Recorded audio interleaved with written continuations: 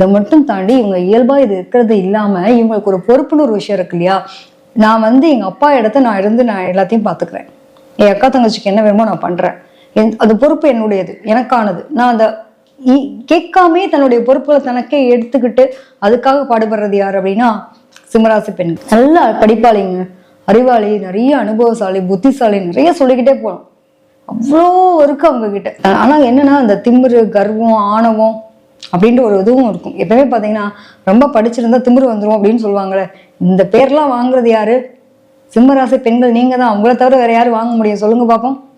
படிப்பு இருந்தாலே திமிரு தானா வந்துருதுன்ற மாதிரிதான் நிறைய பேருக்கு. அதனாலே பிள்ளைங்களை படிக்க வைக்கிறதுக்கு பயப்படுறாங்க. இவ டிகிரி வாங்கிட்டே போறாங்க, இவ வாங்கியிருக்க டிகிரியும் 7-8 டிகிரி வாங்கியிருக்கா, இதெல்லாம் என்னத்த இந்த அளவுக்கு நாங்க எடுத்து அந்த மாதிரி மாப்பிள்ளை எங்க போய் பாக்குறது சொல்லுவாங்க இல்லையா.